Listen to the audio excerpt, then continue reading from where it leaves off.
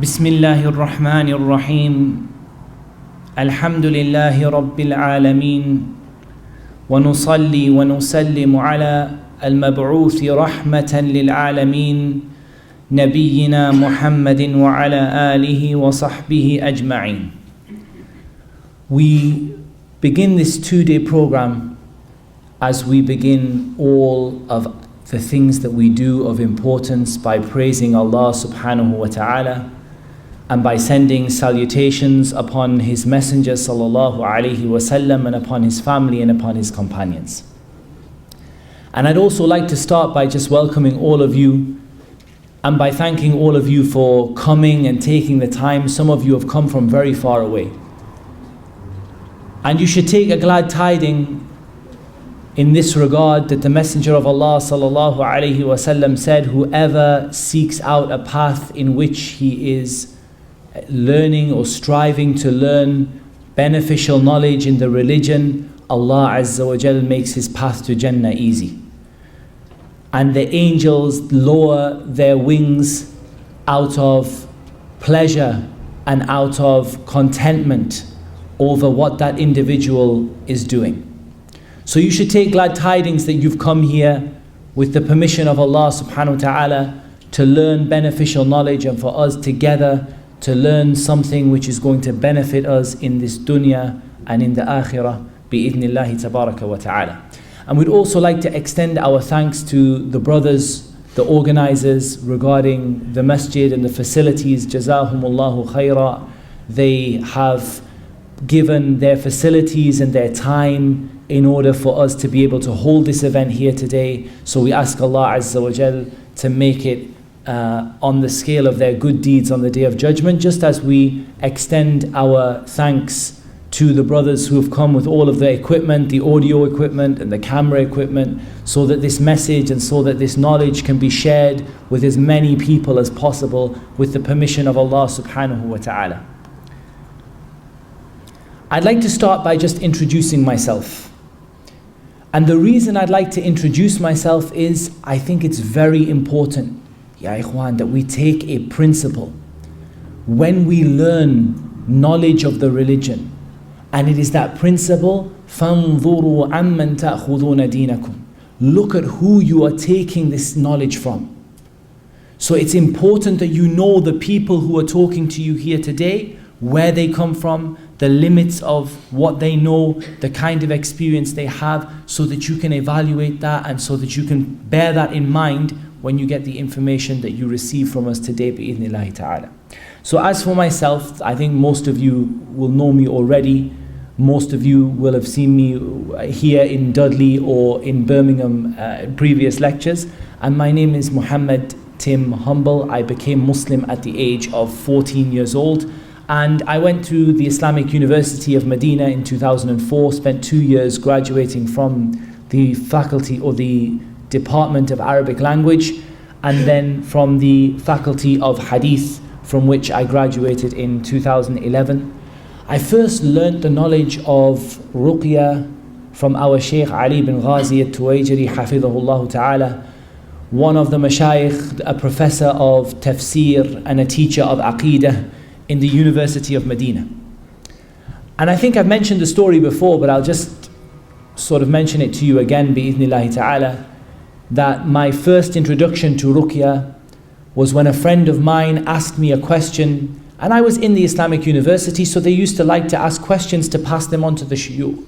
So he asked me a question about his sister who became very sick when she had gotten married. Within a few days of her marriage, she became very, very ill. And so he asked me why she, or what I knew about this and what could be done. And I went and I began to research the topic. And as I began to research the topic of magic came up, the topic of the jinn came up, the topic of the evil eye came up.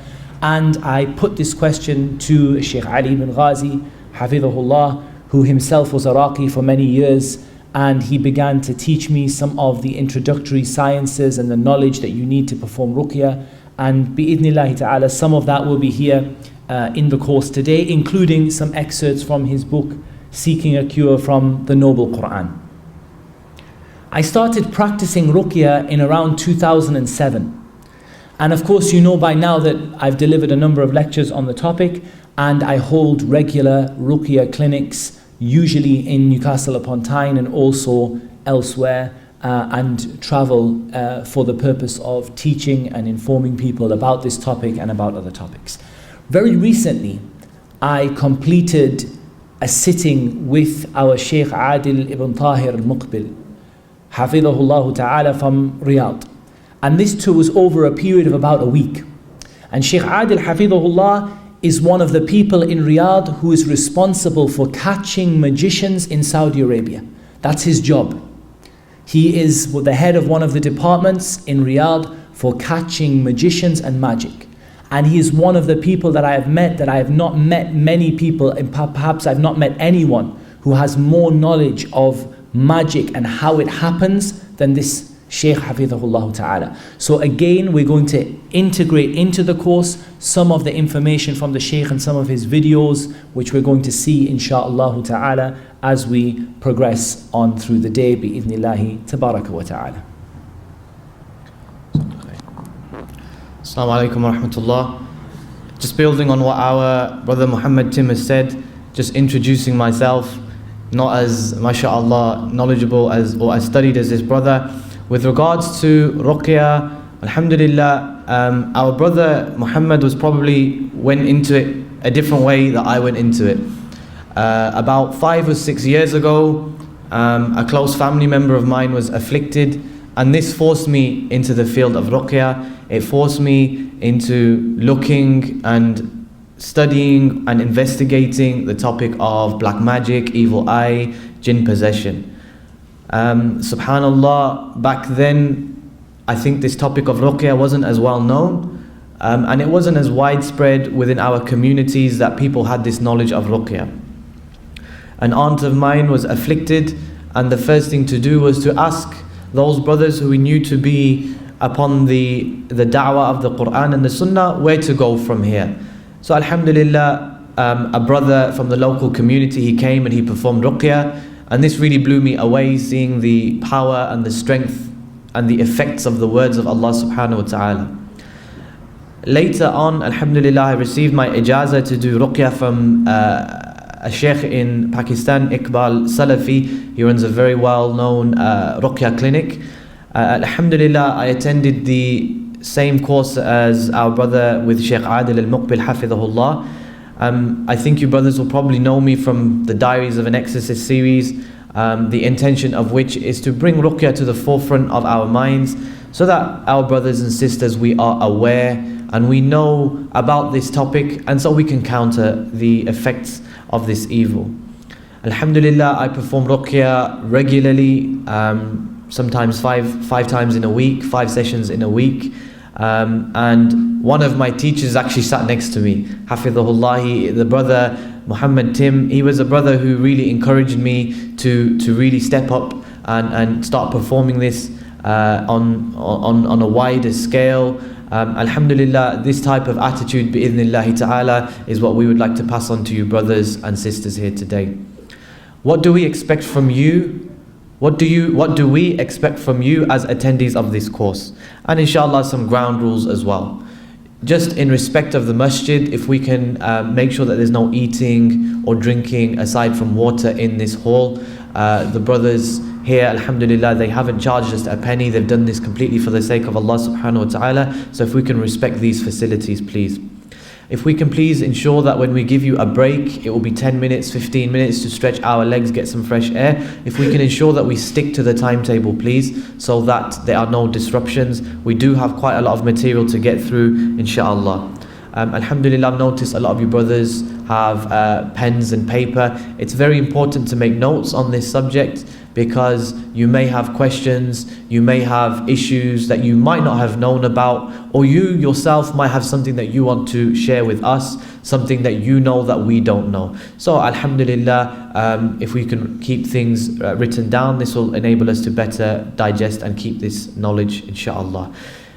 Brothers and sisters, you're more than welcome to disagree with us. This is a field wherein We can't say absolute truth lies with me or absolute truth lies with you. But please, if you want to disagree where appropriate, please do so with good etiquette. Please remember that this is a gathering of knowledge. We need to have the correct etiquettes and mannerisms, inshallah. We want to make this a knowledge based on a gathering based on knowledge. We don't want this to be just a load of stories, a load of jinn stories, etc. No, we want to look at the ilm behind it as well. This is a science, as our brother has mentioned, so there is knowledge behind this science. So we want to look at the knowledge, inshallah, and upon that then we can base our own experiences. And finally, please do not keep this knowledge to yourself. This is beneficial knowledge. This is knowledge which, subhanallah, you might take it to one person and that knowledge might change his life. You might take this to one person, he might begin practicing ruqyah and he will change other people's lives for the better with the permission of Allah. So please don't keep this knowledge to yourself. Please go out and spread this knowledge. What you know, what you feel confident to spread, please go out and spread this knowledge bi'idhnillahi ta'ala.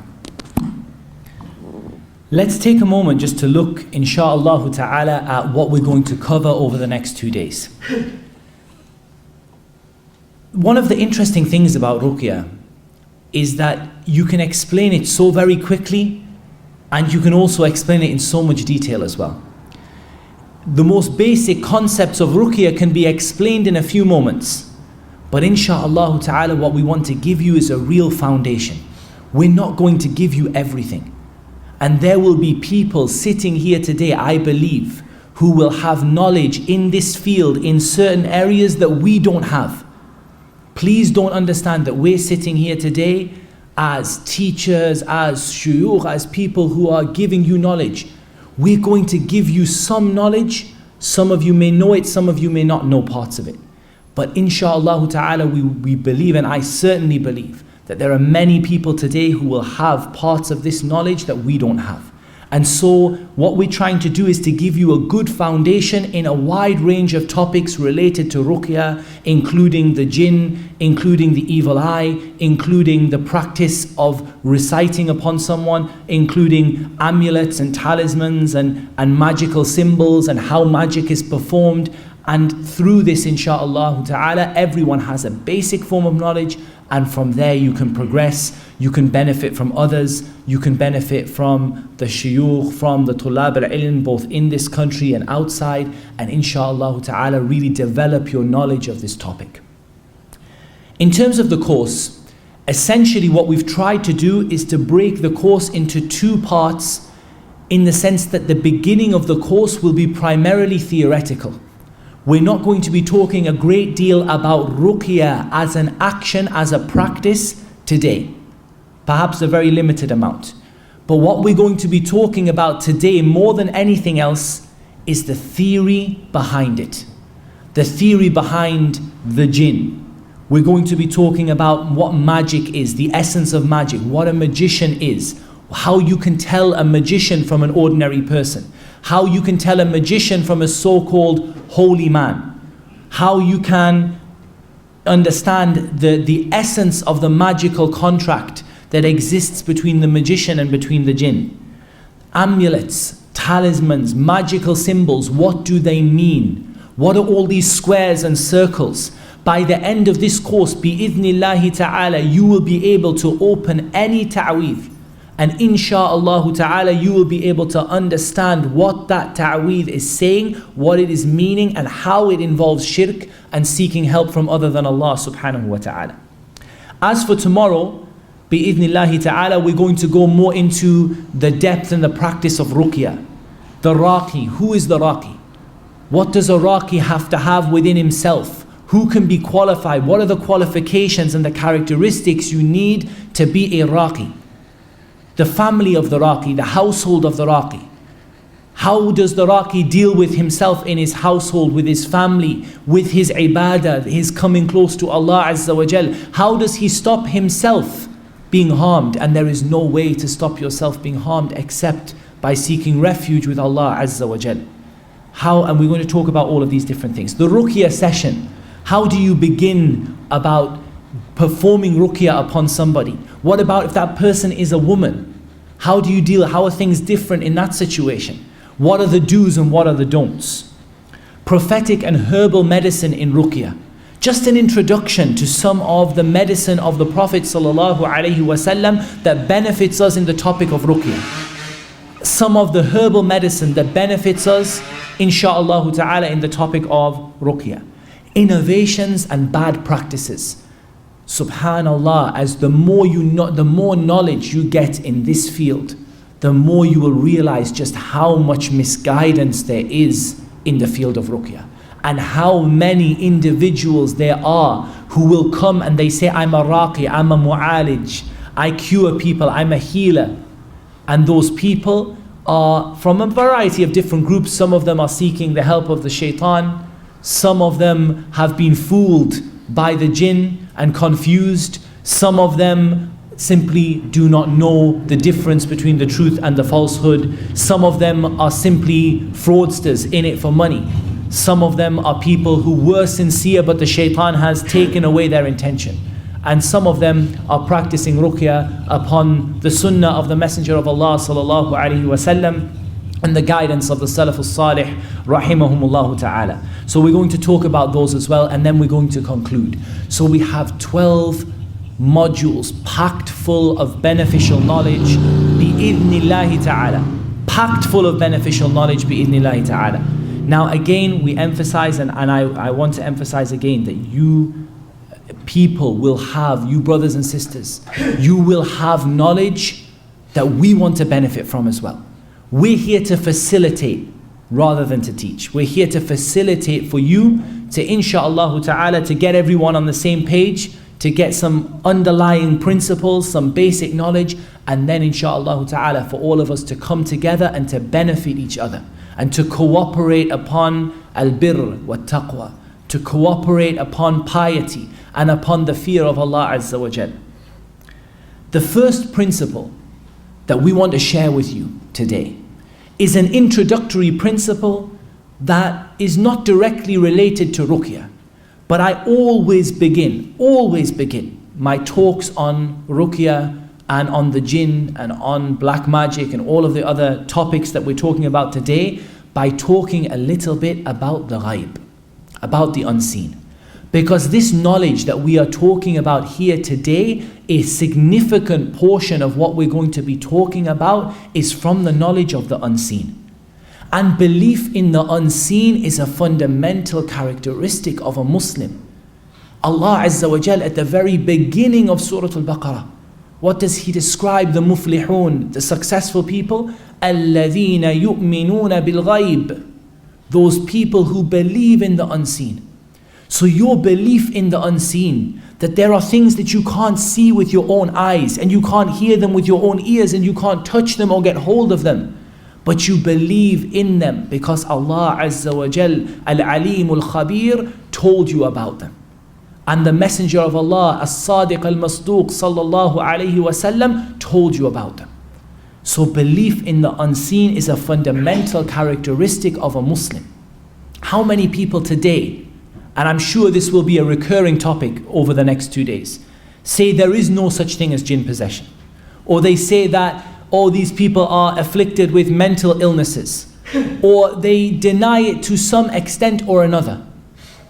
Ikhwan, we are from a people who believe in the unseen that Allah Azza wa Jal and His Messenger sallallahu alayhi wasallam told us about. And we believe that the knowledge of the unseen rests with Allah Azza wa Jal alone. As Allah subhanahu wa ta'ala tells us at the very end of Surah Luqman, indeed Allah alone has the knowledge of the hour, and He sends down the rain, and He knows what is in the wombs. And no soul knows what it will earn tomorrow, and no soul knows in what land it will die. Indeed, Allah is all-knowing and all-acquainted. So this knowledge of the unseen, it rests with Allah subhanahu wa ta'ala alone. And Allah Azza wa Jal has informed us what He wished to inform us about. And the Prophet sallallahu alaihi wasallam has informed us what Allah Azza wa Jal commanded him to inform us about regarding this topic. But the important point that we want to really focus upon here is that the knowledge of the unseen The source of our knowledge of the unseen is what? The Book of Allah and the Sunnah of the Prophet sallallahu alaihi wasallam. It's not dreams. It's not holy people. It's not through ilham, like a kind of a revelation that you just appeared into your mind. The knowledge of the unseen, it comes from the Book of Allah and the Sunnah of the Prophet sallallahu alaihi wasallam, and we understand it in accordance with the understanding of the Salafus Salih rahimahumullah, those pious predecessors from the companions and those who followed them in good. That is how we understand the ayat of the Qur'an, and we understand the Sunnah of the Prophet sallallahu alaihi wasallam as it relates to the unseen. So we are not going to take this knowledge from here and there and anywhere, but we're going to have a firm foundation when we're talking about things of the unseen, a firm foundation from the Book of Allah and the Sunnah of the Prophet sallallahu alaihi wasallam.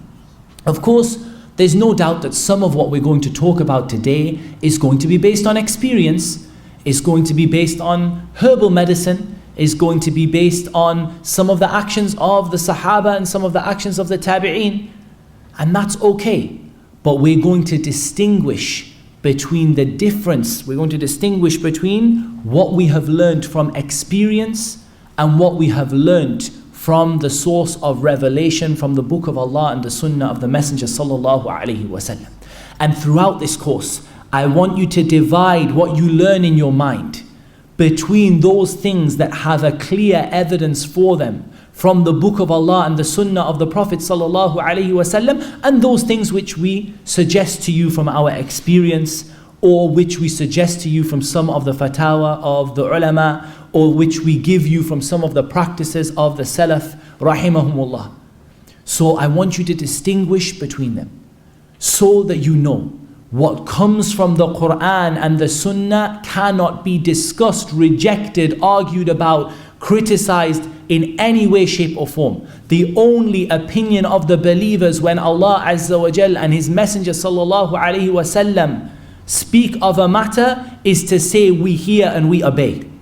What comes from the Qur'an and the Sunnah, you do not have the right to disagree over. You do not have the right to question. You do not have the right to say, well, I think. When Allah and His Messenger sallallahu alaihi wasallam speak of a matter, when Allah Azza wa Jal decrees a matter, our job is to say we hear, we obey, and we submit to it with a complete submission. As for the experience of the Raqi, you are free to form your own opinion about it. You're free to weigh it up against the evidences of the Qur'an and the Sunnah. Whatever you find is in agreement with the principles and the evidences of the Qur'an and the Sunnah, then take it. Whatever you find is other than that, then feel free to criticize, feel free with the manners and with the right etiquette to question and to form your own opinion about. But as for what we're going to tell you from the Book of Allah and the Sunnah of the Prophet sallallahu alaihi wasallam, then this is different from what the Raqi has experienced. And many problems people have in Ruqyah can be solved by splitting this knowledge into these two parts. Because a Raqi comes and he says, I know the qaba'il of the jinn, I know all of the tribes of the jinn, and I know the water jinn and the air jinn, and I know this jinn and that jinn, and I know this one and that one, and this herbal medicine and that one. These are all things that are beneficial knowledge from the experience of the Raqi and from whatever knowledge Allah subhanahu wa ta'ala has blessed him with from His taqwa, inshaAllah. But this is different from what Allah Azza wa Jalla and His Messenger sallallahu alaihi wasallam said. O you who believe, do not put anything in front of Allah and His Messenger. Do not put anything in front of the statement of Allah and His Messenger sallallahu alaihi wasallam. Don't say the Prophet sallallahu alaihi wasallam said to read the Mu'awwidhatayn. My Raqi says the Mu'awwidhatayn, the last two surahs of the Qur'an, this is for the beginners. You should be reading this ayah from Surah Al-A'raf, this ayah from Surah Al-Tawbah, this ayah from Surah Al-Shu'ara, this ayah from here and this ayah from there. Say, Jazakallahu khairan ya akhi, this is beneficial knowledge. But don't put anything in front of the Sunnah of the Prophet sallallahu alaihi wasallam. The Sunnah of the Prophet sallallahu alaihi wasallam comes first in every single way.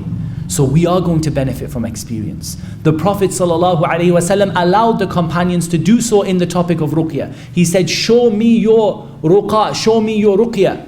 And whatever was from it that did not contain shirk, he allowed it, sallallahu alayhi wasallam. He allowed the companions to benefit from their experience. But at the same time, do not put this experience equal to قال الله وقال الرسول صلى الله عليه وسلم. Allah said and His Messenger sallallahu alayhi wasallam said. Ikhwani, why are we conducting this course? Shaykh Ibn Baz, rahimahullah, he said, as the level of Iman, it decreases, then the fitna and fasad within the society, they increase.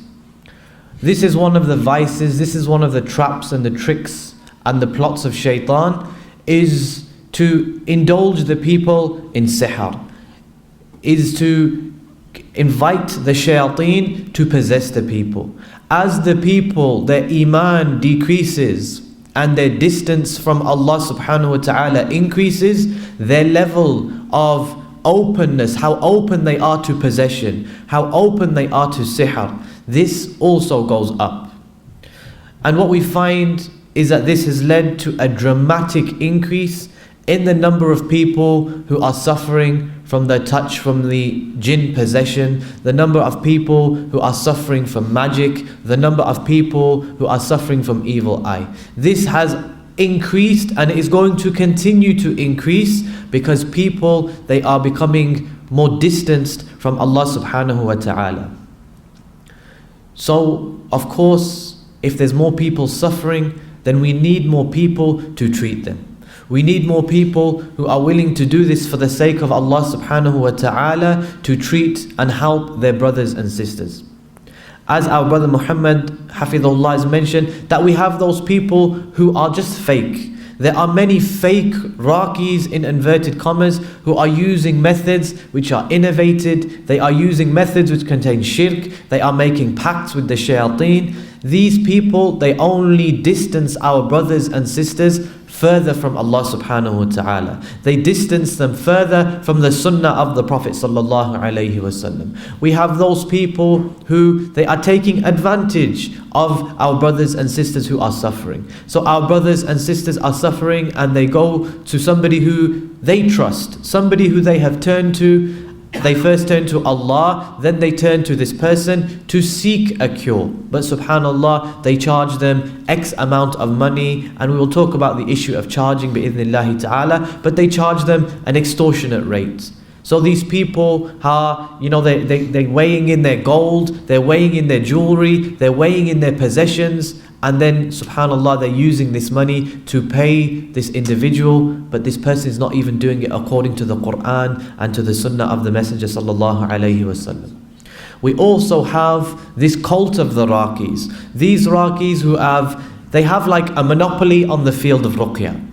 So when our brothers and sisters, we were not practicing Ruqyah previously, there were those Raqis who were established and they had a monopoly on this field of Ruqyah. And subhanallah, they make Ruqyah look out to be like open heart surgery. Something which, if you're not a companion or you're not at the level of a companion, then you can't do. Subhanallah. And this is so that they have this grip on the field of Ruqyah, so that subhanallah, their income is protected, their honor and their status, it is protected. But subhanallah, what we will see today, once we've established these fundamentals, once we've established these ground rules, is that any believer who believes in Allah and the Messenger, and he has iman, and he has a correct aqidah, and he has tawakkul ala Allah subhanahu wa ta'ala, then bi'idhnillahi ta'ala, anyone can at least do ruqyah upon themselves and their close family members, if not on the wider community. And inshallah, this is something that we will discuss later bi'idhnillah.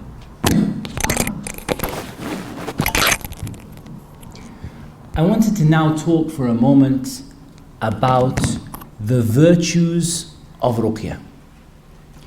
And the reason that I want to talk about the virtues of ruqyah and the virtues of being a raqi is that there is another, if you like, another cult or another wave of opinion that spreads around the people. And that is that this knowledge, leave it to the reciters, leave it to those people who don't know anything about the religion. No talib ilm, no serious student of knowledge. He should be learning fiqh, he should be learning tafsir, he should be learning the Arabic language. Why are you leaving the people? Why are you wasting your time with this recitation over the people? And this is very, very, very common. And unfortunately, قَدَّرَ اللَّهُ وَمَا شَاءَ فَعَلْ, we have even heard this from some of our shuyukh, some of the mashayikh. So I just wanted to take a moment for us to look at the virtues of this action, the virtues of this ruqyah. So when someone comes to you and says, why do you busy yourself with this? Why are you wasting your time with this and these people?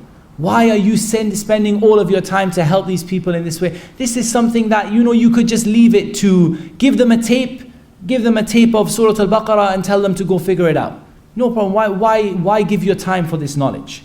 And we're going to talk about it through 5 points. 5 points, 5 separate virtues. Wallahi, if one of these virtues alone was in ruqyah, it would be enough for you to make ruqyah one of your primary aims. But for all 5 of them, insha'Allah ta'ala, you'll see the virtue of this action and the virtue of this knowledge, insha'Allah ta'ala.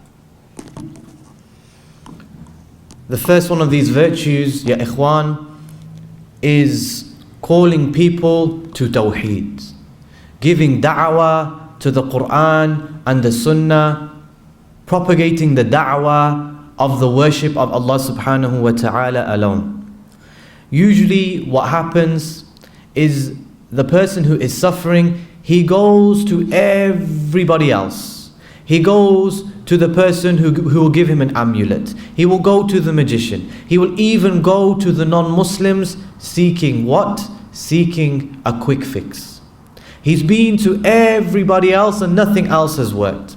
So he comes to you and he is in the most desperate of situations. Perhaps he has already associated partners with Allah in his seeking of a cure. Maybe he's sacrificed for others besides Allah. Maybe he has a ta'weed around his neck, whatever it may be. But he's been to everybody, and at this moment right now, perhaps he is on the doorstep of the fire of Jahannam.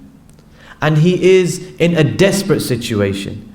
So subhanallah, your ruqyah, the first thing is that you should be calling this individual to the tawheed of Allah subhanahu wa ta'ala. In my opinion, the ruqyah session which does not involve da'wah at the beginning is deficient. If he comes in and you just open the book of Allah and you begin reciting, this is good. But there is something missing. You have missed out on a golden opportunity to give this man da'wah and give him da'wah to tawheed, to call him to the worship of Allah, to call him to rely solely upon Allah subhanahu wa ta'ala. Wallahi ya ikhwan, when this person is in this state, this da'wah, this 10, 15, 20 minutes that you give him is more beneficial than 1,000 lectures. He is going to sit there and he will be hanging off every single word that you say. He will be listening so attentively. When you call him to tawheed, it's going to take root in his heart bi'idhnillahi ta'ala. And Allah is the turner of the hearts, but we make dua, and at this moment, insha'Allah, your words are going to be extremely heavy, extremely effective in calling him to tawheed. Look at the virtue of calling to tawheed. When the Prophet sallallahu alaihi wasallam, he sent Ali radiallahu anh, he sent Ali to some people. He said, go to their open places and invite them to the worship of Allah alone. And he said, by Allah, that Allah guides just one of them is better for you than red camels. If Allah just guides one of them through you, O Ali, it's better for you than red camels. Red camels were worth a fortune in those days. So if Allah subhanahu wa ta'ala blesses you to put you in this situation, blesses you to put you in the position of the prophets and the messengers. وَلَقَدْ بَعَثْنَا فِي كُلِّ أُمَّةٍ رَسُولًا أَنِ اعْبُدُوا اللَّهَ وَاجْتَنِبُوا الطَّاغُوتِ. We sent to every nation a messenger saying Tell them to worship Allah. Call the people. Calling the people, worship Allah and stay away from that which is worship besides Him. You are treading on the footsteps or treading on the path of the prophets and the messengers. Call the people to Tawheed. You are calling the people to Tawheed. And this is a time when they will listen. This is a time when they will be attentive. So do not let a single Ruqyah session pass you by except that you are calling to Tawheed. This is the first virtue of doing Ruqyah. The second virtue of Ruqyah, ya ikhwan, is you will be reciting the Qur'an and you'll be in a state of the remembrance of Allah subhanahu wa ta'ala. The Prophet sallallahu alayhi wasallam, he said, the best of you are those who learn the Qur'an and then they teach it. What about the one who he sits there and he says, Akhi, recite Surah Al-Fatiha, Akhi, recite Ayatul Kursi, and he is reciting it himself. For every single letter that he recites, he is getting 10 good deeds. And the Messenger alayhi salam, he said that Alif, Lam, Mim is not one letter. Rather, Alif is a letter, Lam is a letter, and Mim is a letter. So you open the book of Allah and you recite Surah Al-Fatiha. Imagine how many good deeds you are getting just by reciting the Qur'an. Imagine how many good deeds if you do recitation for 1 hour. Subhanallah, imagine how many good deeds will be written for you with Allah subhanahu wa ta'ala. The Prophet alayhi salatu salam, he said, shall I not inform you of the best of the deeds and the purest of them with your Lord? The deed that is better for you than spending gold and silver, and which is better for you than to meet your enemy, and that you strike their neck and they strike your neck. The Prophet sallallahu alayhi wasallam said, it is the remembrance of Allah. Subhanallah. Imagine this now. You are in a constant state of remembrance of Allah. You are calling this person to Tawheed. You are calling this person away from shirk. Maybe that da'wah will change that person's life. And as a result of that, maybe they weren't praying. And you give them da'wah, they start to pray 5 times a day. You will also receive their reward. On top of that, you open the book of Allah subhanahu wa ta'ala and you are making dhikr of Allah subhanahu wa ta'ala. Perhaps the angels will descend and listen, and it will be written for you. Every single letter that you recite is 10 good deeds. Would you recite this much Qur'an on a normal day? Perhaps we wouldn't. But as a result of doing ruqyah on ourselves and our families and on the wider community, we are reciting a lot of Qur'an. As the Salaf would say, if you want to know what your relationship with Allah is like, then look at your relationship with the book of Allah subhanahu wa ta'ala. Maybe right now, our relationship with the book of Allah, the Qur'an, it is not as it should be. But imagine using this book of Allah, giving da'wah to it, calling others to it, and then using the book of Allah subhanahu wa ta'ala to seek a cure for our brothers and sisters who are suffering. This now takes me on to the third virtue of Ruqyah. It is helping your brother or sister in Islam.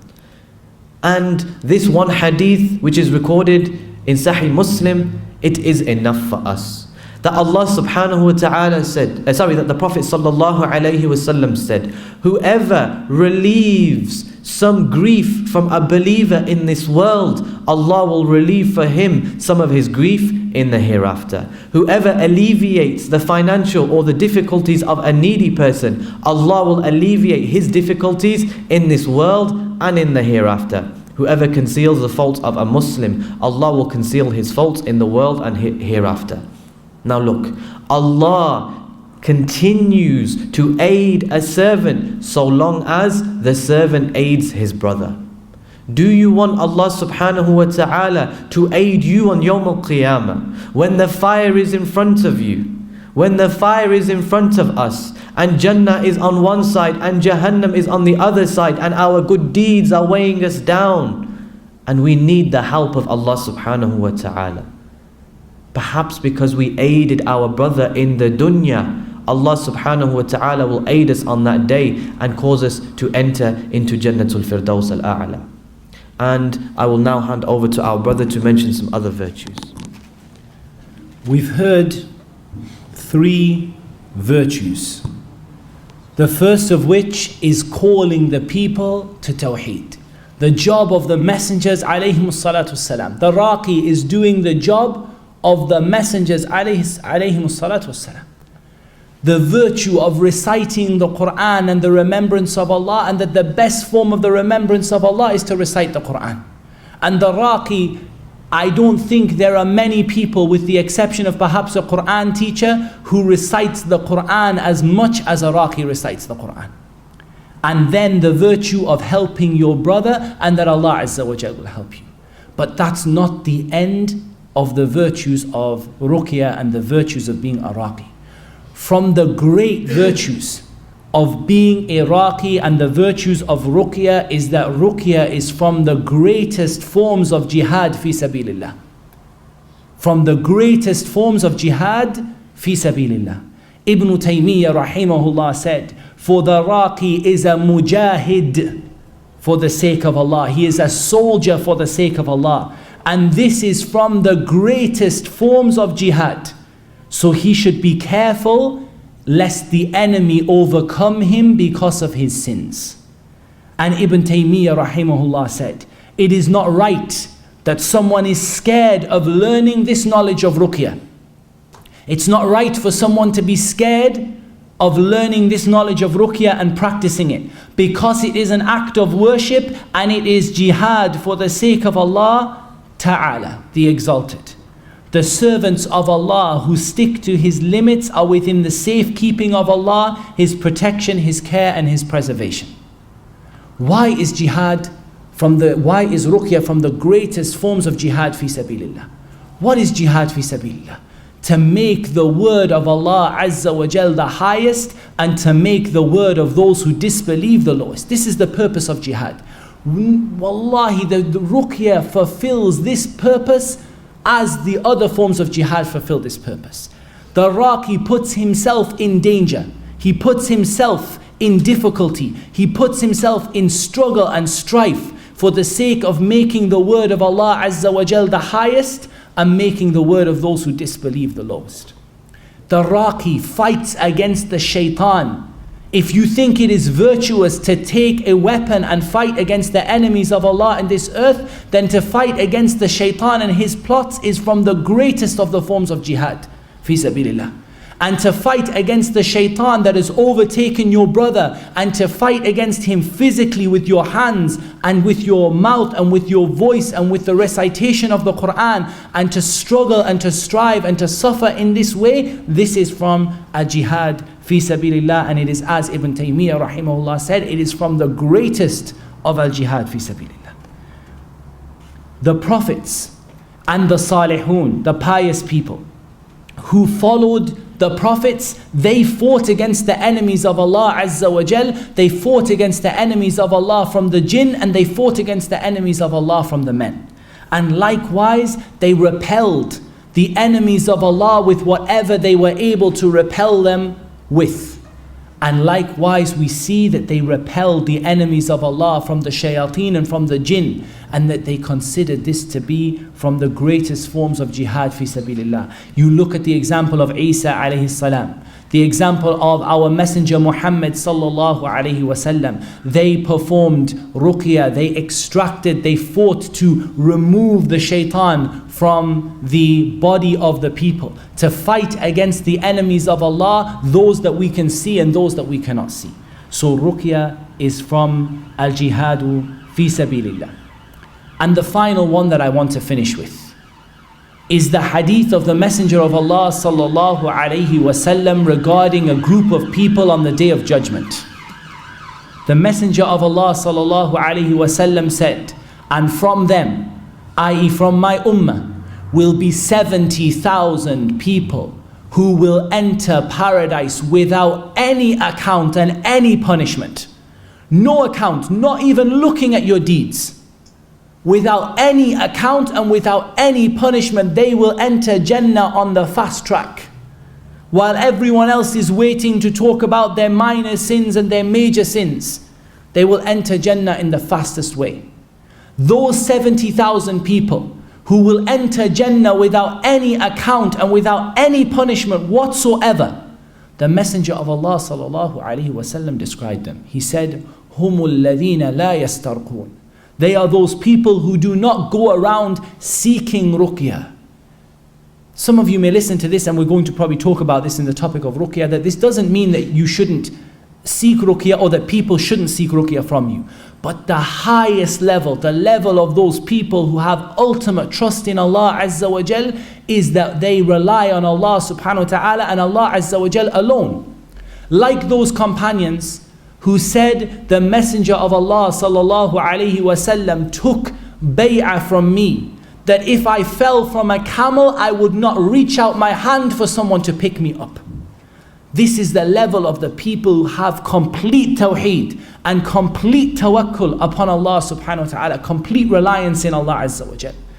هُمُ الَّذِينَ لَا يَسْتَرْقُونَ. They are those people who do not unnecessarily, without any need, go from person to person to person. You help me, akhi, help me, akhi, help me, akhi. I need you to read on me, please, do something for me. هُمُ الَّذِينَ لَا يَسْتَرْقُونَ. The best of the best of the best are those people who they trust in Allah Azza wa Jal completely. They do not seek ruqyah. وَلَا يَتَطَيَّرُونَ. And they do not heed omens. Black cats, mirrors, walking under a ladder. لَا يَتَطَيَّرُونَ. They say, Allahumma la tayra illa tayruk wa la khayra illa khayruk wa la ilaha ghayruk. Oh Allah, there is no omen except from you, your omen. And there is no good except from you. And there is no God worthy of worship except you. وَلَا يَكْتُوُونَ. And they do not get cauterized. وَعَلَىٰ رَبِّهِمْ يَتَوَكَّلُونَ. And upon their Lord they trust. This description of the Prophet ﷺ is not a comprehensive description. It does not mean that everyone who doesn't go to beg people for ruqyah and doesn't believe in omens and doesn't get cauterized will be from these people. But it is a description of a kind of person. What kind of person? The kind of person who his tawheed is as complete as a human being can have tawheed. After the messengers and the prophets alayhim as-salatu was-salam. A person whose trust is absolutely and totally upon Allah Azza wa Jal. Why did I mention this in the virtues of ruqyah? Who is the most deserving person of being from these people? The Raqi is from the most deserving people of being from these 70,000. And in case you are thinking that this number of 70,000 is too small, first of all, remember that the bounty of Allah is expansive. And that you should never ever limit the bounty of Allah. Like the Bedouin who came to the Prophet ﷺ and he said, may Allah have mercy on me and you alone. He said, you have made something that is very expansive, very, very small. You have constricted something that was huge. Don't constrict the mercy of Allah Azza wa Jal. Secondly, there is a narration that says, with every 1,000 of the 70,000, there are 70,000 more. And in another narration, with every single one of the 70,000, there are 70,000 more. Ask Allah subhanahu wa ta'ala to make you from those people. And the Raqi is the most deserving of the people, if he is upon tawheed, from being from those people of the 70,000. Why? Because he is the least likely of anyone to go and seek ruqyah. He is the least likely of anyone to see an omen in anything. He is the least likely of anyone to have any deficiency in his tawakkul upon Allah, because he lives and he dies upon the tawakkul of Allah Azza wa Jal. He spends time with shayateen enemies attacking him from every side that he can't even see. If it was not for the tawakkul of Allah subhanahu wa ta'ala, the Raqi would lose his mind after one ruqyah session. You can't see your enemy and he is attacking you from every single side. And the only thing that you have is the trust in Allah subhanahu wa ta'ala. So the most deserving of people of being from these 70,000 and the 70,000s who accompany them, from those people are the ruqah, those people who perform ruqyah, because they are the ones who have that ultimate trust in Allah Azza wa Jal. They live upon it, they die upon it. And they are those people who are the least likely of anyone to beg others to perform ruqyah for them. And they are the most likely to trust in Allah Azza wa Jal without anyone and anything else. So we ask Allah subhanahu wa ta'ala to make us from these 70,000. And then we go over these 5 points. We go over these 5 points. First of all, that you are a da'iyah calling the people to tawheed.